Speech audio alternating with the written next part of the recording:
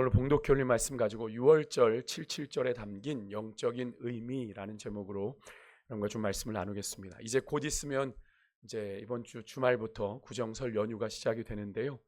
명절이 되면 요즘은 어떤지 모르겠습니다만 고향에 내려가서 이제 부모님도 만나고 또 친지들을 찾아가고 또 조상들의 묘도 찾아가서 이제 돌보게 되죠. 방문하게 됩니다. 이 모든 행동들의 의미는 뭘까요? 자신의 뿌리를 찾아가는 일들이죠. 그렇게 부모를 만나고 또 형제 친지간을 만나면서 내 뿌리가 어디 있는지 우리가 확인하게 되는 그런 행동들이죠. 우리나라가 그런 것처럼 이스라엘에도 명절이 있습니다. 가장 큰 명절로는 오늘 우리가 함께 읽었던 6월절이 있고요. 이 외에도 오늘 우리가 본문에서 만나게 되는 77절이라고 하는 절기와 더불어 또 여러 절기들이 있습니다. 이스라엘의 3대 절기가 바로 6월절, 이 77절, 마지막 장막절이 있죠. 수장절이라고 하는데 그 절기가 이스라엘의 3대 절기이고 그 외에도 나팔절, 또 불임절 이런 절기들이 있습니다. 이스라엘에게도 이런 명절들이 가지는 의미가 있는데 그들이 하나님을 섬기는 신앙 공동체다, 믿음의 공동체다라는 사실을 그들에게 상기시켜주는 시간이 바로 이 절기의 시간입니다. 그래서 이스라엘 백성들에게 의미 있는 사건들이 바로 이 절기에 일어났던 것을 우리가 확인하게 되는데요. 오늘 본문은 두 가지의 우리가 절기를 좀 살펴볼 겁니다. 이스라엘의 가장 큰 명절인 6월절, 그리고 신약에 넘어와서는 77절이란 명칭보다는 오순절이라고 불리게 되었던 77절의 의미를 말해주는 본문인데요. 성경에 나오는 날짜는 다 음력입니다. 6월절은 여기 보시면 오늘 우리가 민수기를 읽었죠. 첫째 달 제 14째 날 이렇게 되어 있죠. 6월절은 음력 1월 14일.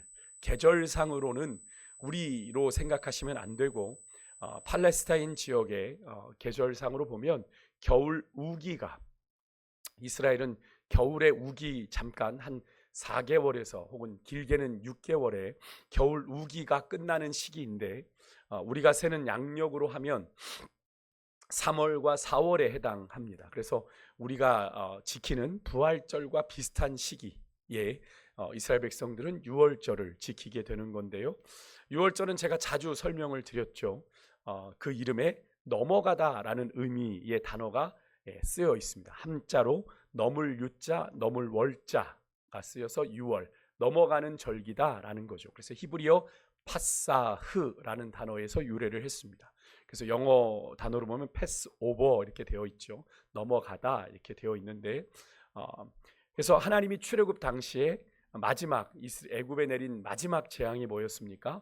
애굽에서 처음 난 것, 사람만이 아니라 우리가 장자의 재앙 이렇게 이야기하는데 장자의 재앙이라고 얘기하면 어딘가 사람만 죽은 재앙 같아요. 그렇지 않죠? 짐승까지도, 짐승의 처음 난 것까지도 다 죽었습니다. 그러니까 사람이나 짐승이나 막론하고 죽음의 사자가 애굽에 들어와 치실 때 하나님의 말씀대로 어린 양의 피를 문설주와 임방에 바른 이스라엘 백성들의 집은 하나님이 다 넘어가셨다. 그들을 치지 않으시고 넘어가셨다라는 그런 의미로 이스라엘 자손이 죽음의 재앙을 면하고 구원받은 사건을 기념하는 절기가 바로 6월절이죠. 그래서 이때는 어떤 제사나 제물도 드리지 않고 그냥 가족 단위로 모여서 그때 그 출애굽 당시에 6월절을 지켰던 것처럼 그때 다 집에 모여 들었잖아요. 밖으로 나가면 안 되고 문을 걸어 잠그고 그 안에서 흠없는 어린 양의 고기와 무교병을 먹었잖아요. 그죠? 그래서 어린 양을 잡아서 6월절 식사를 함께하며 하나님이 우리를 이렇게 구원하셨었지, 하나님이 우리에게 베푸신 구원의 은혜를 감사하며 기억했던 절기가 6월절입니다. 그 다음 날인 15일, 아까 첫째 달 나흘 14째 날로 6월절이었는데 그 다음 날이 그럼 1월 15일이겠죠. 그걸 보시면 18절에 나오는 대로 안식일을 선포합니다. 18절에 보면 그 첫날에는 성회로 모일 것이다. 그달 15째 날부터 명절이니 이렇게 되어 있는데 이 명절은 뭘 의미하냐면 무교절입니다. 무교절. 그러니까 14일은 6월절, 15일부터 명절인 건 무교절을 의미하는데 이날 첫날 성회로 모였다라고 하는 건 일을 하지 않고 모였다라는 걸 의미합니다. 그래서 이걸 안식일이라고 오늘 제가 표현을 했던 건데요. 그렇게 안식일을 선포해요. 그래서 모든 백성이 함께 모여서 출애굽을 기념하는 큰 행사를 엽니다. 성회로 모였다라는 건 이렇게 큰 광장에 다 같이 백성들이 모여서 예배 제사를 드렸다는 걸 의미해요. 그날부터 7일간 21일까지 무교절 절기를 일주일 동안 지키는데 25절에 나온 대로 마지막 날인 21일 역시 성회를 선포해요. 안식일을 선포하고 모든 백성들이 함께 모여 성회로 지켰다. 첫날과 끝날 다 그렇게 모여서 이스라엘 백성들이 함께 했다라는 걸 의미하는데, 여기에 제가 안식일이란 이 표현은 기존의 이스라엘 백성들이 지난주일 수요일에 살펴봤던 그 안식일의 개념, 그 안식일은 사실은 일상의 모든 활동이, 모든 노동이 일정 거리 이상으로는 할 수 없는 안식일, 원래 지켰던 안식일과는 조금 다른 안식일입니다. 그러니까 힘든 노동, 또 생계를 위한 노동만을 금지하는 안식일이에요. 또 다른 안식일인 거죠. 그러니까 기존의 안식일과 다른 개념의 성회를 가졌다라는 겁니다. 그러니까 그들이 모여서 성회를 갖기 위해서 다른 행동을 다 그만, 그런 안식일을 의미하는 겁니다. 그러니까 기존의 이스라엘 백성들이 지키던 안식일과는 다른 개념이라는 거예요. 꼭 기억하십시오. 그러니까 이 무교절 기간에는 성소에서 지난주 수요일에 살펴본 것처럼 한번 28장 11절 한번 보시겠습니까? 제가 이걸 구절을 준비해드리지 않았는데 11절에 보면 매달 초하루에 뭘 드렸습니까? 초하루 제사를 드리면서 수송아지 2마리, 순양 1마리, 1년 되고 흠없는 순양 몇 마리예요? 7마리가 나옵니다. 그죠? 여호와께 번제를 드리되, 그것이 이제 동일하게 19절 한번 가보시겠어요? 19절에 가면 보십시오. 19절 한번 읽어보겠습니다. 시작. 수송아지 2마리와 순양 1마리와 1년 된 순양 7마리를 다 흠없는 것으로 여호와께 화제를 드려 번제가 되게 할 것이며, 앞에 그 매달 초하루에 드렸던 제사와 제물이 똑같습니다. 그죠? 똑같아요. 그죠? 앞에 11절하고 한번 비교해 보시면 똑같습니다. 그러니까 무교절 기간 동안에 매달 초하루 월삭에 드렸던 수준의 제사를 매일같이 드렸어요. 매일같이 7일 동안. 그러니까 여기에 따로 언급되지 않았으니까, 무교절 기간이 7일이니까 그 기간에는 이스라엘 백성들이 기존에 지키던 정상적인 안식일이 포함되겠죠. 그죠? 그 안에 7일이라는 시간에 안식일이 포함되겠죠. 그러니까 레위기 23장에 보면 그 무교절 안에 들어가 있는 원래 안식일 다음 날을 뭘로 지켰냐면 초실절로 지켰습니다. 초실절. 초실절이란 첫 열매의 절기라는 걸 의미하죠. 이 초실절은 어떤 걸 의미하냐면 보리입니다. 밀이 아니라 보리의 처음 익은 열매를 바치는 날이었습니다. 그러니까 이 유월절과 무교절 안에 초실절까지 함께 지키는 거죠. 이 세 가지의 절기가 거의 비슷한 시기에 지켜졌다. 유월절, 무교절, 초실절, 요 세 개가 그래서 같은 의미로 쓰였다고 해도 과언이 아닙니다. 이날부터 7주 후에 49일 후에 이제 저희가 두 번째로 살펴볼 77절이 이어지게 됩니다. 이때는 보리가 아니라요, 밀의 첫 수확물을 드리는 날이 77절이었습니다. 49일 뒤에. 그러니까 여기서 초실절의 의미가 좀 남다른 것은, 지금 여러분 이 민수기 말씀의 배경이 무엇을 위한 준비라고 제가 지난 수요일에 말씀드렸나요? 혹시 기억하십니까? 지난 수요일에 제가 그런 말씀을 드렸습니다. 민수기 28장 이후부터는 이제 이스라엘 백성들, 출애굽 2세대들이 약속의 땅 가나안 땅에 들어가서 이스라엘 백성들이 지켜야 될 제사와 절기를 다시 가르치시는 그런 시간이다라고 그랬습니다.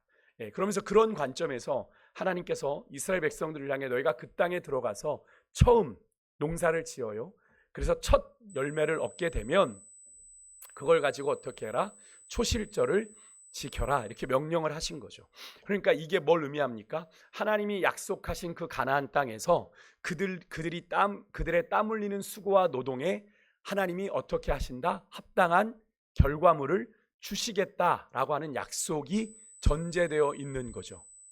그렇죠?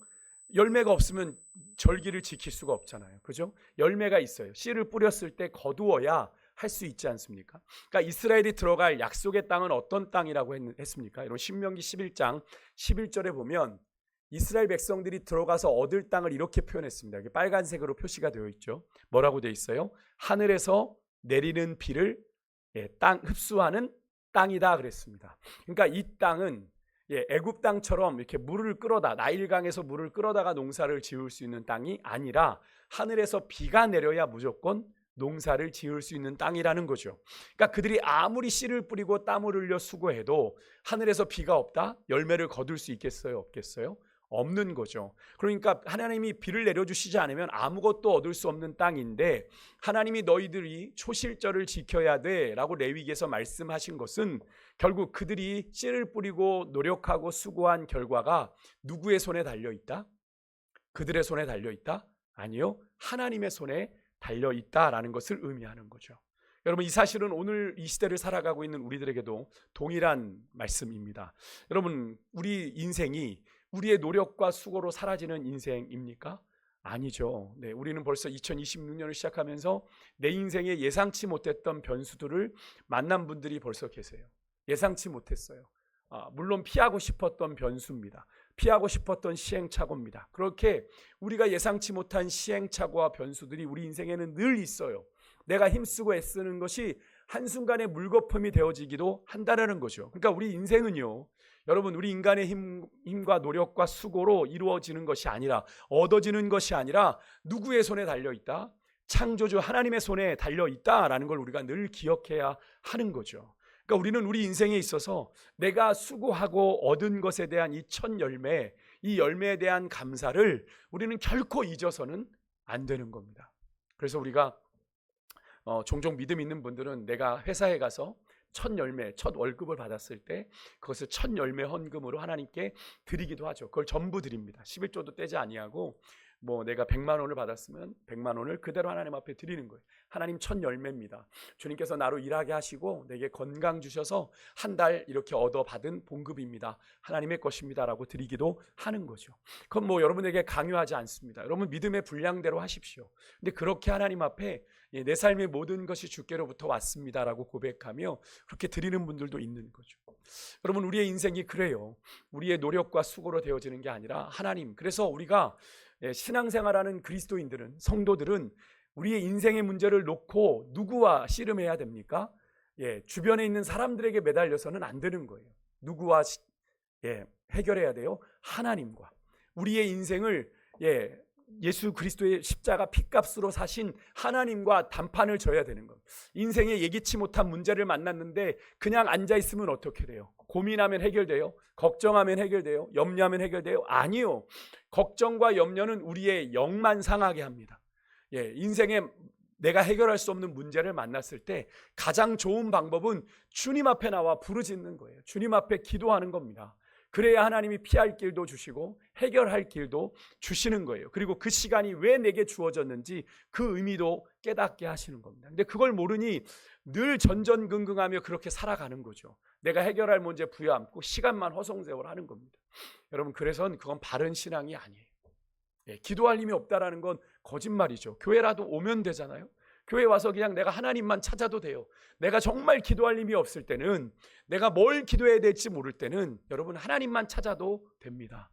하나님, 아버지, 주님만 불러도 다 아시죠. 하나님은 다 아십니다. 여러분, 자녀들이 아빠라고 했을 때 그 한마디에 그 아이의 마음이 어떤지 다 알잖아요. 부모는 느끼지 않습니까? 다른 사람은 몰라도 내 자녀가 얘기하면 느끼잖아요. 얘가 슬픈지 어려운지 힘든지 전화기 너머로 들리는 그 아이의 한숨까지도 듣고 알아차리는 게 부모 아닙니까? 육신의 부모도 하물며 그러할진데 여러분, 영의 아버지 되신 하나님이 우리에게 모르시겠냐고요. 그런데 우리가 그런 하나님의 은혜를 얻지 못하는 것, 하나님의 그런 응답을 얻지 못하는 건 구하지 않기 때문입니다. 성경에 말하죠. 얻지 못하는 건 구하지 않기 때문이에요. 내 인생의 문제를 놓고 나오지 않는 거죠. 문제만 있다고 그냥 원망하고 불평하고 있는 거예요. 하나님 왜 내 인생 연초부터 이렇게 꼬이게 만들었냐고 원망하고 불평하면 그 인생이 해결됩니까? 해결되지 않습니다. 하나님 앞에 기도해야 돼요. 여러분, 이 초실절의 의미가 우리에게 이런 의미가 있어요. 하나님이 열매를 주시고자 하는데 하나님 바라보라는 거거든요. 하나님께 맡기라는 거거든요. 그런데 내가 맡기지 않고 내 뜻대로 하려고 하는 것, 내 마음대로 하려고 하는 건 그것은 바람직한 것이 아닙니다. 정리하면요, 여러분 여기서 말하고 있는 유월절 7일간의 무교절 기간에는 어마어마한 제사가 드려졌습니다. 제가 지난주에도 말씀드렸죠. 매일 뭘 드려야 됐죠? 이스라엘 백성들이 상번제를 드려야 했습니다. 그죠? 아침 저녁으로 상번제를 드려야 됐고, 일주일에 한 번 뭘 드렸어요? 안식일 제사를 드려야 됐습니다. 그죠? 예, 그러니까 매일 상번제를 드리면서 무교절 매일마다 어떻게 드려야 됐다고요? 매달 월삭에 드리는 초하루에 드리는 제사만큼의 분량을 계속 드렸습니다. 그죠? 그러니 여러분 수송아지 2마리, 순양 1마리, 1년 된 흠없는 양 7마리, 하루 종일 그냥 제물이 드려지는, 예, 그래서 거기다가 안식일까지 포함되어 있거든요. 그러니까 안식일 제사를 그 다음 날에는, 그리고 안식일 제사를 드리고 나서 그 다음 날에는 순양 1마리로 드리는 초실절 속죄제까지, 예, 순양 1마리로 드리는 순염소 1마리로 드리는 속죄제까지 드리기 때문에 7일간 끊임없는 제사가 이 무교절 기간 동안엔 하나님 앞에 드려졌습니다. 이 절기를 계속 이렇게 통해서 이스라엘 백성들은 뭘 알게 되나요? 원래 우리가 애굽에서 노예로 살던 자신들이 하나님의 은혜로 이렇게 약속의 땅에서 복을 누리며 살 수 있게 되었다라는 걸 이 절기를 지키면서 매년 기억하게 되는 거죠. 야, 우리가 정말 한 세대 전에만 해도 애굽에서 노예 생활했는데 우리가 이렇게 우리의 땅을 얻어서 이렇게 하나님 앞에 예배를 드리고 있구나라고 하는 그런 은혜를 기억할 수 있었습니다. 흥미로운 건 여러분 유월절과 무교절이 바로 이어져 지켜지다 보니 성경에서는 이 유월절과 무교절을 따로 적지 잘 않습니다. 그러니까 무교절이 나오면 유월절도 같이 따라 나온다라고 생각하시면 되고, 유월절만 언급이 됐다면 바로 무교절도 지켜졌겠구나라고 생각을 하시면 됩니다. 성경을 보실 때 특히나 이제 신약에 넘어오면 유월절 이야기가 많이 나오죠. 무교절 이야기도 나오고요. 그럼 그게 나오면 뭐 유월절 하나만 나왔어서 무교절이 없었나 이렇게 생각하시지 않는 거예요. 무교절이 나오면 유월절이 있구나라고 생각을 하고 계셔야 되는데, 하지만 절기의 의미상으로는 두 개의 절기가 분명히 다릅니다. 유월절은 뭐예요? 아까도 처음에 말씀드렸죠. 이스라엘의 처음 난 것들의 재앙으로부터, 그죠? 애굽에 처음 난 것들의 재앙이 내리는데 그 죽음의 재앙으로부터 이스라엘 자손을 지켜주신 하나님의 어린 양 대신 예수 그리스도의 하나님의 어린 양의 그 구원을 기억하기 위한 절기가 유월절이라면, 무교절은 뭐예요? 무교절은 출애굽한 하나님의 구원을 더 큰 개념으로 보는 거죠. 그래서 길게 가는 겁니다. 하나님이 출애굽하게 하신 하나님의 구원을 기억하며 지키는 축제의 절기가 무교절이다. 하지만 두 절기 다 분명히 뭘 이야기하는 거예요? 하나님이 이스라엘에게 베푸신 구원의 은혜를 기억하며 지키는 절기였다라고 하는 사실은 누구도 부정할 수 없는데, 여러분 그렇습니다. 우리가 구원받았다고 하는 이 구원의 은혜는 우리가 평생 되새기고 또 되새겨도 부족함이 없는 은혜인 줄 믿습니다. 아멘이십니까? 우리가 구원받은 것 한 번의 은혜로 구원받았지만 구원은 우리가 이루어가는 거죠. 내가 구원받았지만 구원이 완성되는 그날까지 구원은 끊임없이 이루어 가야 되는 겁니다. 사도 바울이 그래서 너희가 두렵고 떨림으로 너희 구원을 이루라 이렇게 말을 했던 거잖아요. 그래서 제가 구원은 이미와 아직 사이에 우리는 걸어가고 있다. 그래서 아직 이루지 않은 구원의 완성을 향해 우리는 계속 걸어가는 존재다라는 말씀을 드렸어요. 사실 우리가 평생 내가 자격 없는 내가 하나님의 은혜로 값없이 구원받았지라는 이 사실을 우리가 진심으로 기억한다고 해도 사실 우리의 삶은 지금보다도 더 달라져 있지 않을까. 날마다 그 은혜의 감격 속에 살아간다면 우리가 찬양도 하잖아요. 늘 울어도 그 큰 은혜 다 갚을 수 없다라고 고백을 하잖아요. 그 찬송이 그냥 나온 게 아닙니다. 그 찬송을 지은 그 작사가는 정말 하나님의 구원의 은혜를 생각하니 내가 늘 울어도, 매일 울어도 그 하나님이 내게 베풀어 주신 구원의 은혜를 내가 다 갚을 수 없더라 라고 깨달았기에 그 가사를 쓴 거란 말이에요. 여러분 우리에게 그런 은혜가 있냐는 거죠. 그 구원의 감격이 우리에게 있냐는 거죠. 여러분 이번 구정 연휴를 마치고 바로 이어지는 사순절의 시간이 있다고 말씀드렸습니다. 그죠? 구정 연휴 마지막 수요일이 제10수요일이라고 해서 사순절에 시작하는 날이거든요.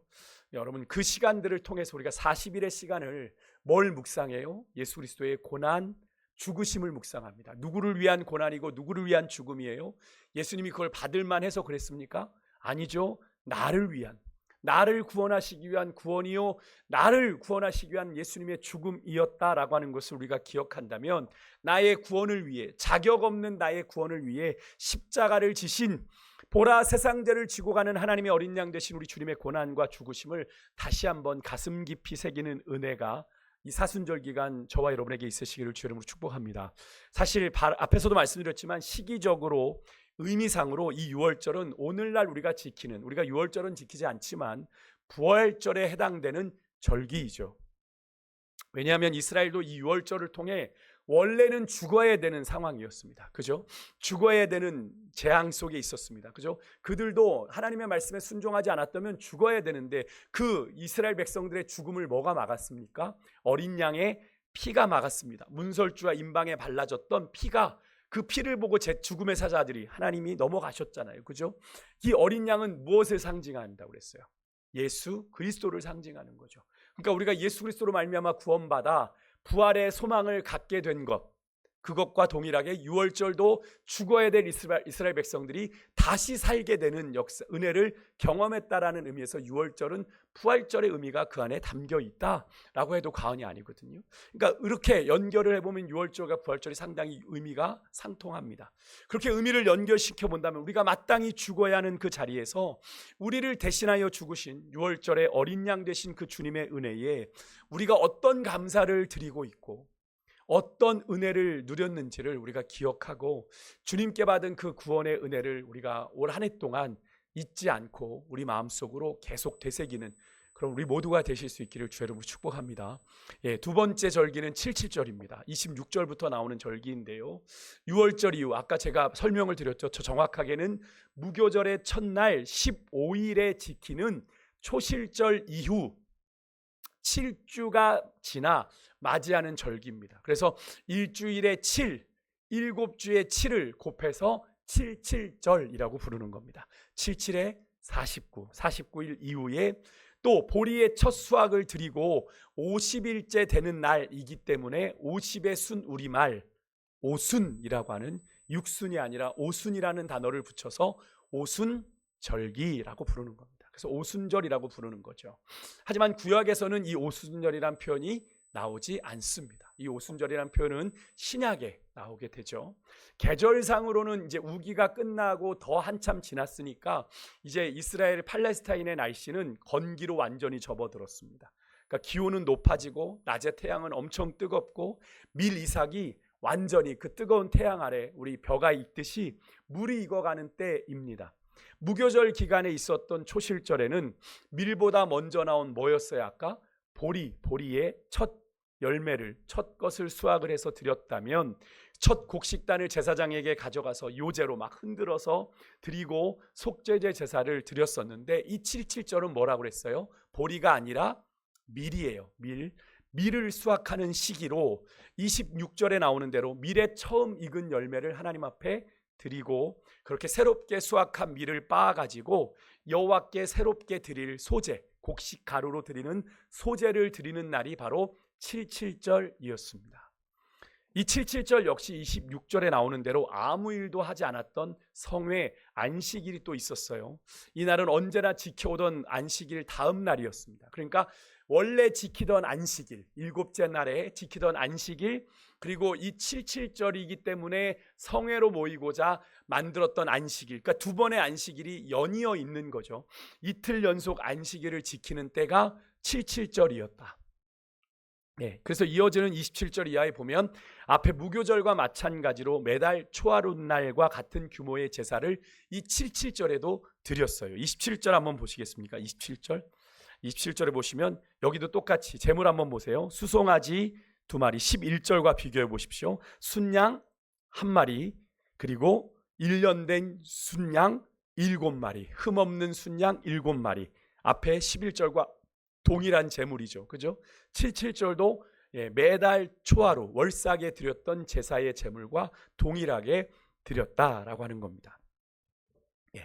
그런 규모로 드렸어요. 근데 흥미로운 건 여러분 여기 22절, 30절에 보면 6월절에도 그렇고 7절에도 그렇고 이스라엘이 출애굽의 구원의 은혜를 기념하는 무교절 제사나 가나안 땅의 곡식, 첫 곡식을 먹게 하셨다라고 하는 것을 기념하여 지키는 초실절 그리고 7.7절 제사에 꼭 추가되는 제사가 하나 있었는데 모두 속죄제가 있었어요. 속죄제. 22절 30절 보십시오.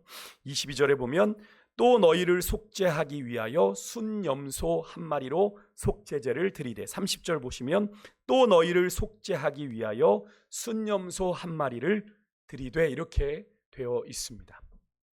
그죠? 이 사실이 무엇을 말하는 걸까요?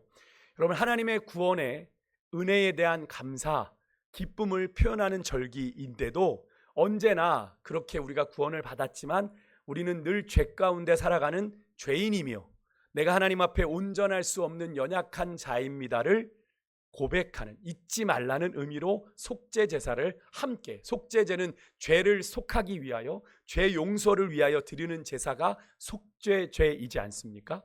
죄를 속한다, 죄를 대속한다라는 의미의 제사이지 않습니까? 우리가 하나님의 구원의 은혜, 출애굽의 구원의 은혜를 근본적으로는 받았지만, 그죠? 근본적으로는 받았어요. 구원받았지만 우리가 구원받았다고 해서 죄 안 짓고 삽니까? 아니죠. 그죠? 우리는 여전히 죄 가운데 살아가고 있음을 잊지 말아라 하는 의미로 이 속죄제를 이스라엘 백성들에게 드리게 하셨다라는 거죠. 이것은 우리에게도 동일한 사실입니다. 다시 말해서 자신의 모든 죄를 회개하여 죄사함을 받고 하나님의 자녀로 거듭난 자들만이 하나님 진정한 하늘의 기쁨을 맛보고 누릴 수 있다 라는 것을 의미하는 말이자, 또 하나 이미 구원받은 자라고 하더라도 날마다 십자가 앞으로 나아가 진심으로 우리의 죄인됨을 회개할 때, 나의 죄를 회개할 때 주님과의 바른 교제가 이루어지고 주님이 인도하시는 삶을 살아갈 수 있다 라는 걸 의미하는 겁니다. 그래서 우리가 매주 혹은 이 예배잔이 나올 때마다 제일 먼저 하는 게 뭐라고 그랬어요? 회개 기도를 드리고 예배를 준비한다고 그랬잖아요. 그죠? 왜요? 죄가 있으면 하나님과 우리 사이가 가리워지니까, 죄로 인해서 분리되어지니까 하나님과 올바른 교제가 이루어질 수 없기에 그런 겁니다. 그러니까 하나님과 온전한 관계 속에 하나님이 내 안에 하나님의 말씀이 내 안에, 내가 주님 안에 있으려면 뭐가 그 가운데 없어야 돼요? 죄가 없어야 하기에 그런 거죠. 여러분, 우리가 구원받았다는 이유로 종종 그런 분들 봅니다. 믿음의 자유를 빙자해요. 믿음은 자유로운 것 아닙니까? 내가 좀 자유롭게 신앙생활하면 안 됩니까? 근데 자유가 아니라 제가 보면 신앙의 방종을 부리고 신앙생활하는 분들을 종종 봅니다. 야, 저렇게 신앙생활해도 되나? 물론 판단은 하나님이 하시겠죠. 하지만 이해가 안 되는, 자신을 너무 과신하는 거죠. 난 구원받아, 저 정도는 나는 괜찮습니다. 그런데 제가 많이 보았습니다만 그런 분들 가운데 넘어지지 않은 분들이 없더라는 거예요. 여러분, 죄 앞에 장사가 없습니다. 돈 앞에 장사 없지만 여러분, 죄 앞에도 장사가 없습니다. 죄 앞에서 나는 어떤 죄가 도전해와도 나는 괜찮습니다. 거짓말입니다. 거짓말. 그것은 내가 죄인이라는 걸 스스로 부정하는 거예요. 그래서 여러분, 그것은 결코 바람직한 믿음의 자세가 아닙니다. 제가 직원 세미나 지난번 연초에 제가 기도원 다녀와서 하면서 믿음의 꼰대가 있다고 그랬어요. 그죠?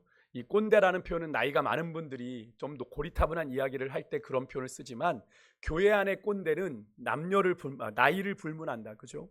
내가 좀 신앙이 있고 좀 직분 좀 가졌다고 하면 이렇게 믿어도 돼. 그래서 청년들이나 아이들한테, 청소년들한테 잘못된 신앙 방식을 가르치는 분들이 있어요.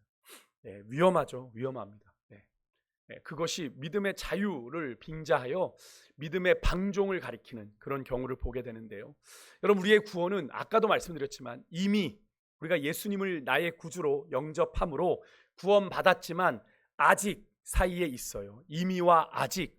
그래서 아직은 뭡니까? 예수 그리스도께서 다시 이 땅에 오심으로 말미암아 구원이 최종적으로 완성되는 그 단계까지 우리는 끊임없이 나아가고 있는, 달려가고 있는 구원의 길 위에 서 있는 사람들입니다.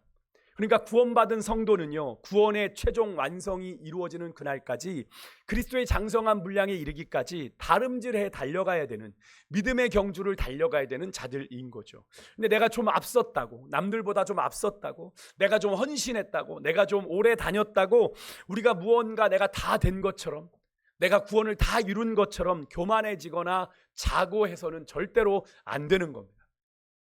그래서 사도 바울이 뭐라고 얘기했습니까? 고린도전서 10장 12절에 선줄로 생각하는 자, 그런즉 선줄로 생각하는 자. 여기서 선줄로 생각하는 자 누굽니까? 나 다 됐어. 야, 나 이 정도면 예수님 같지 않아?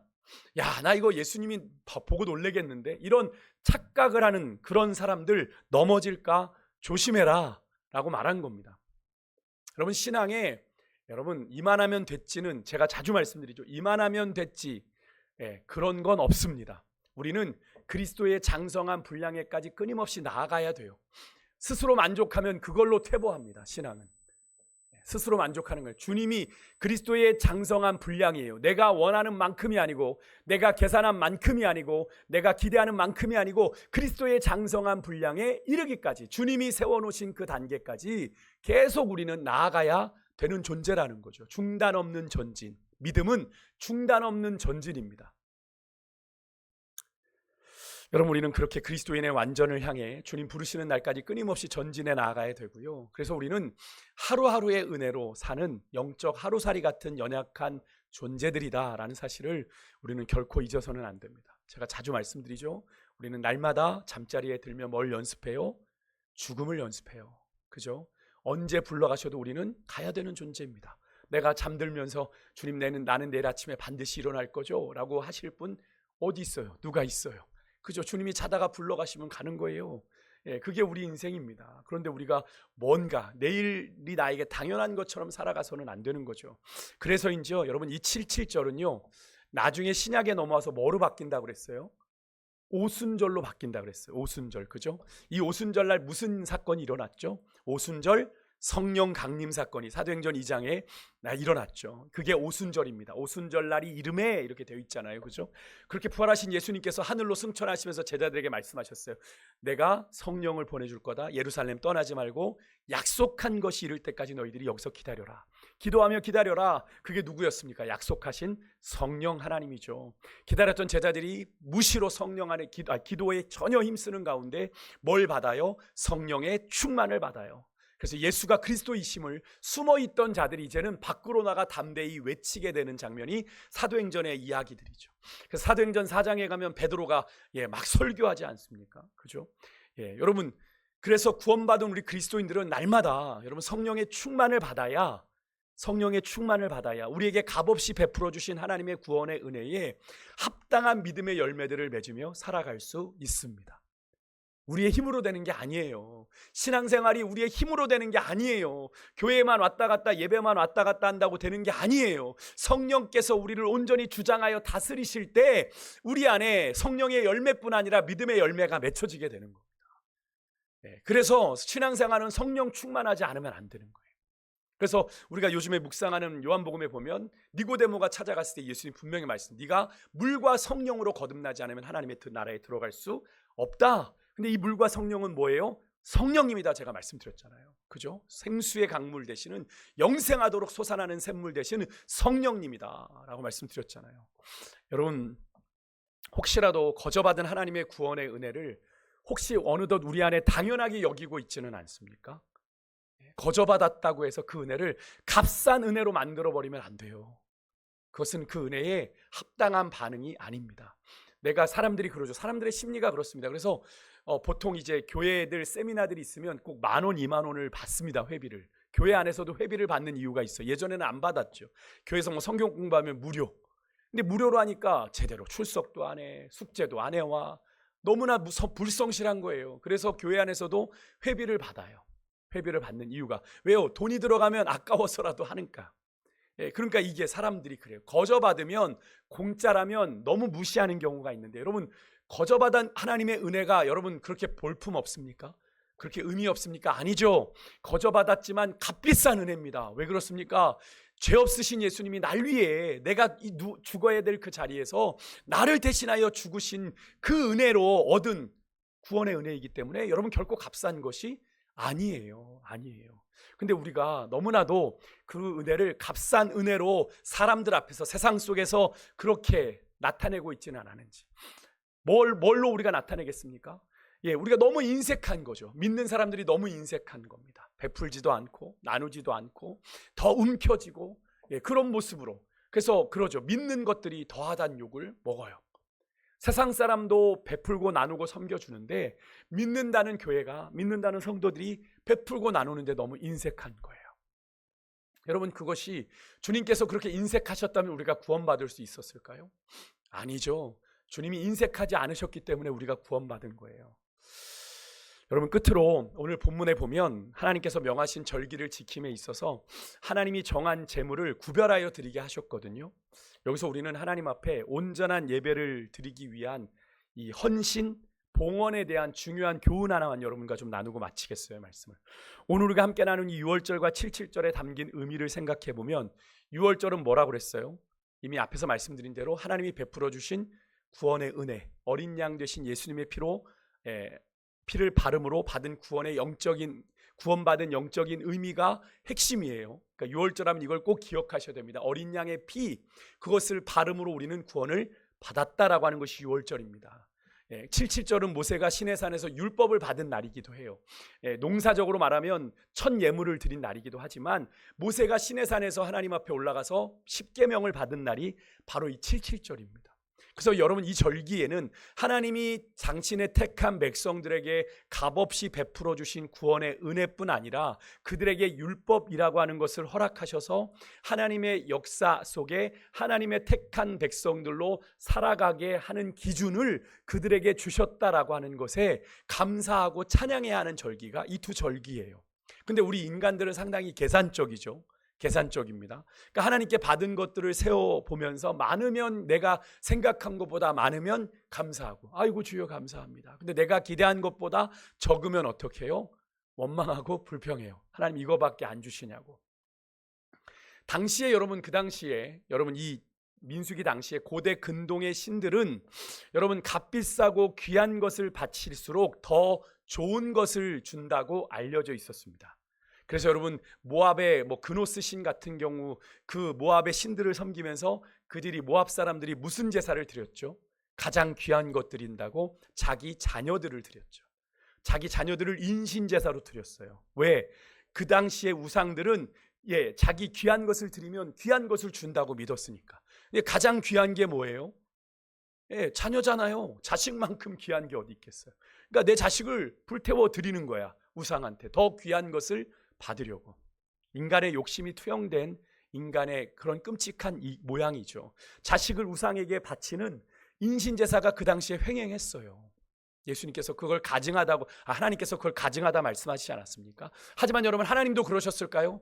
아니에요. 하나님은 다르세요. 하나님은 제물을 드리는 자들의 형편에 따라서 흠없는 수소, 또 흠없는 순양, 또 순염소, 때로는 그것도 드릴 수 없는 자들은 산비둘기 혹은 집비둘기 새끼까지도 그냥 받으셨어요. 너가 집비둘기밖에 못 드렸어, 넌 이것밖에 못 줘. 하나님 그렇게 하지 않으셨어요. 재물의 크기와 상관없이 재물에 따라 제사하는 자들을 차별하지 않으셨다라는 게 하나님의 은혜입니다. 그러니까 하나님의 은혜는 차별이 없어요, 여러분. 하나님은 재물의 값어치보다 그 재물을 드리는 사람의 헌신된 마음을 보신다는 겁니다. 그래서 여러분, 가부가 두 렙돈을 드렸을 때 예수님이 그걸 보시고 뭐라고 하셨죠? 제일 많이 드렸다, 그죠? 근데 인간적인 기준으로 봤을 때는 그 과부의 두 렙돈보다 많이 드린 사람들이 훨씬 많았을 거란 말입니다. 그런데 이 여인은 그 여인의 전부를 드렸다라고 예수님 말씀하시지 않습니까? 여러분, 하나님은, 예수님도 하나님이시잖아요. 하나님은 우리의 중심을 보시는 거죠.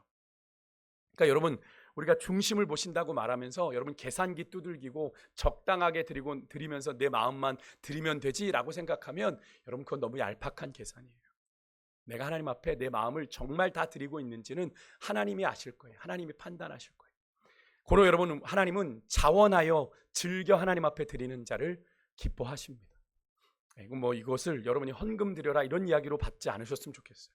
그렇게 생각하실 분들은 이곳에 계시지 않다고 생각하는데요. 여러분, 하나님께 드릴 때 억지로 또 내가 내 욕심을 이루고자 하나님께 예물을 드리려는 생각 버리시고 이미 주신 하나님의 그 풍성한 은혜에 진심으로 감사하는 마음으로 하나님 앞에 예물을 준비하여 드려야 될 줄 믿습니다.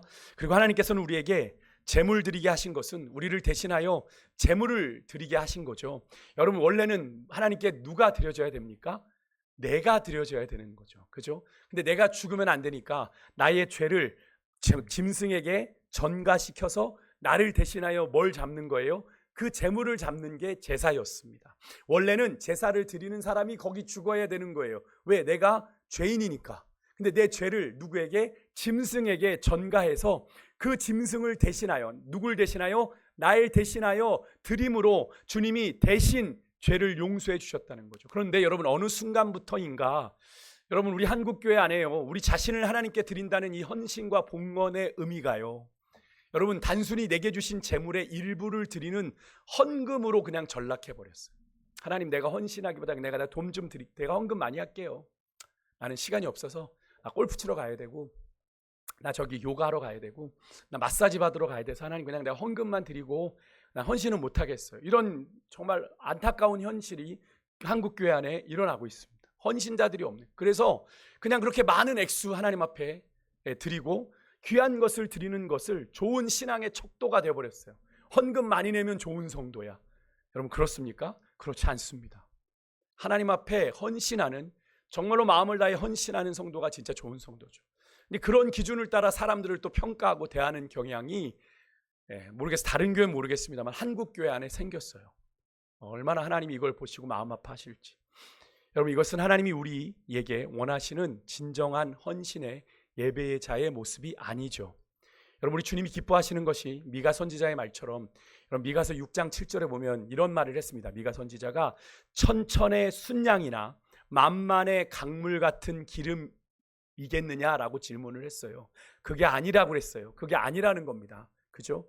우리는 그걸 알아야 돼요. 하나님 앞에 뭔가 대단한 예물을 드리는 것보다 중심, 우리의 중심, 내가 하나님 앞에 온전히 드려요. 그래서 사도 바울이 로마서 12장 1절에 그러므로 너희 몸을 하나님이 기뻐하시는 거룩한 산 제사로 하나님 앞에 드리라 라고 당부한 겁니다. 우리가 드려져야 돼요. 우리 자신이 하나님 앞에 거룩하게 드려질 때 하나님이 기뻐하시는 그런 온전한 예배자의 삶을, 또 구원받은 자의 삶을 살아갈 수 있게 된다. 우리의 모습을 한번 여러분이 점검해 보셨으면 좋겠고요. 나는 주님 앞에 온전히 헌신된 자인가?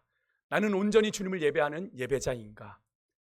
예배 시간 나오는 걸로 뭐 하나님 앞에 적선하듯 그런 마음 먹으면 하나님이 그 예배 받으시겠습니까? 헌금 좀 많이 드리는 걸로 내가 하나님 앞에 헌신했다고 거드름 피우는 거 하나님이 기뻐 받으시겠어요? 아니요, 안 받으세요.